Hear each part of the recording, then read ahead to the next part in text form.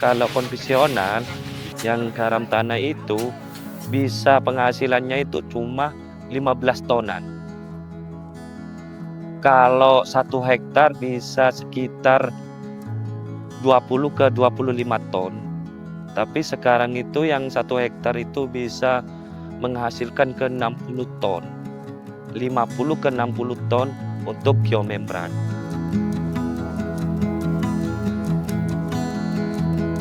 Nunda waktu 1 hari sama aja penghasilannya itu mundur 1 ton 1 hari ya. Kurang lebih 13 tahunan, Pak. Lumayan.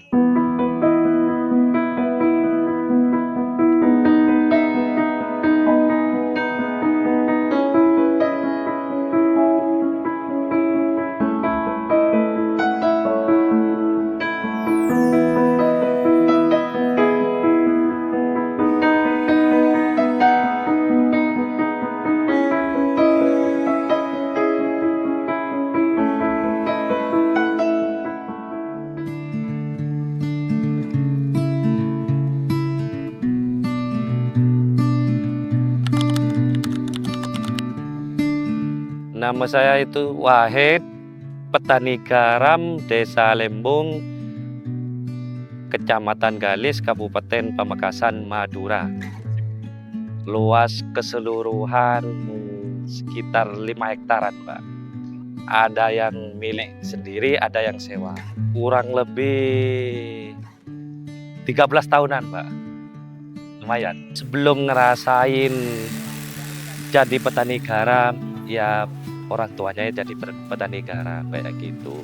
Kalau sekiranya pekerjaannya itu masih penghasilannya di bawah petani garam, mungkin arahannya orang tuanya itu tetap petani garam kayak gitu, Pak.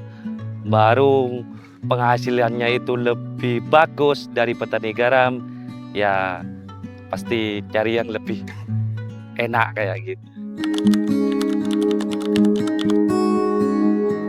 Geomembran dipasang, ini kan persiapan dulu lahan, habis itu pemadatan, pengeringan, segala macam sudah siap, terus dipasang geomembrannya, habis itu kadar garamnya itu ditimbang, baru proses masuk ke geomembran, meja geomembran, baru panen.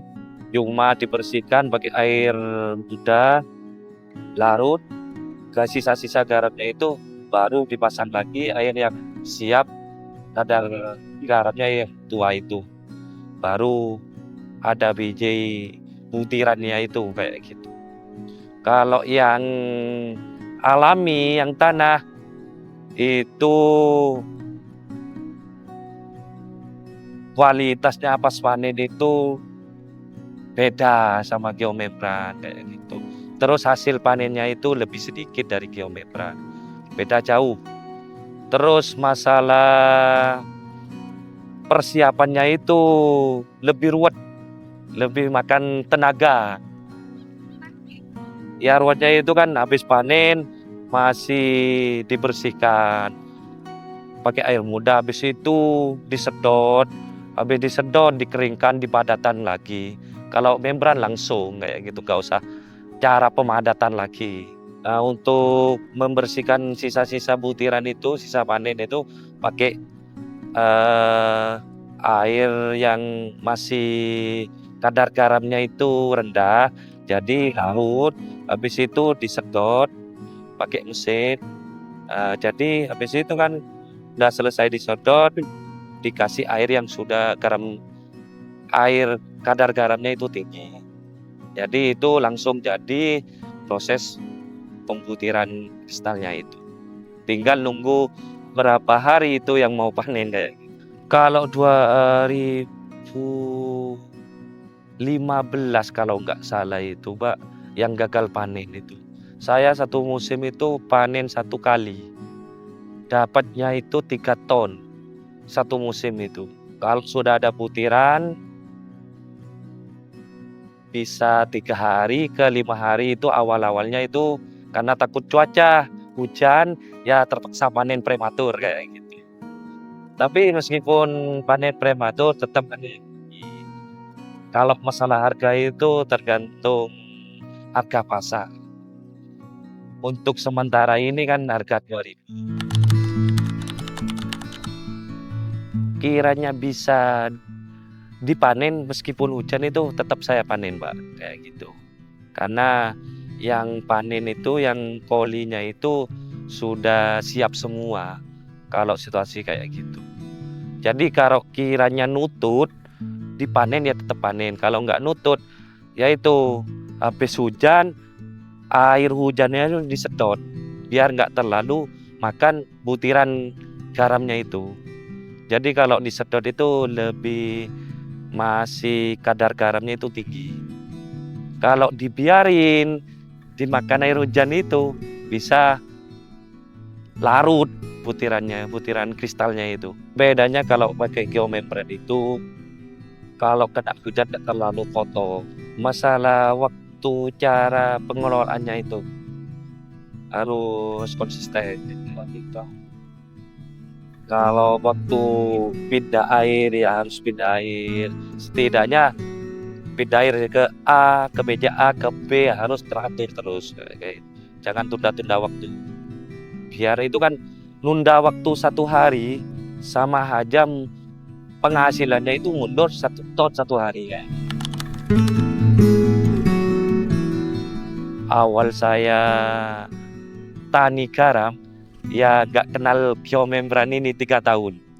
Baru kenalnya itu dari 2016. Awal masuk program bantuan itu. Awal kenal geomembran khususnya ini merek KTG ini itu dari 2016. Pertama kali masuk itu ada program bantuan buah. Petani itu awalnya itu dikasih bantuan cuma-cuma, tapi petani itu males yang mau ambil karena ruwet dari persiapan awal sampai terakhir panen itu ruwet. Katanya sih kayak gitu, katanya orang yang nggak pakai geomembran. Tapi kenyataannya yang sudah ngerasain pakai geomembran lebih beda jauh. Keringanannya, penghasilannya, terus kualitasnya, pokoknya keseluruhan itu beda lah kayak gitu. Kalau yang alami yang tanah itu nggak bisa, baru bisa panen 1 minggu. Kalau geomembran itu terserah petaninya. Ya kalau petaninya pengen harga kayak 4 juta kemarin itu kan, meskipun 2 hari 1 hari ada yang panen. Cuma ya harganya itu kan masa panennya itu sedikit tergantung umurnya itu. Lebih banyak umur, lebih banyak yang dipanen. Yang konvensional itu sisa-sisanya itu lebih banyak. Karena terlalu nempel ke tanah. Kalau pakai geomembran itu kan nempelnya nggak seberapa, sedikit. Lebih ringan geomembran jauh. Dari persiapan sampai selesai lebih selesai panen lah maksudnya kayak gitu. Kalau premium itu betul-betul putih, terus kepingan. Terus kalau KW1 ya agak pudar lah dikit. Terus KW2-nya itu lebih gemi. Sampai KW3 itu lebih parah lagi kualitasnya. Cuma kalau untuk lokasi sini KW3 itu jarang, sulit. Karena itu KW3 itu yang alami pakai tanah itu, Pak. Kalau sejak geomembran ini tetap premium, bisa KW2 itu paling jeleknya itu KW2. Rata-rata lokasi sini itu premium semua.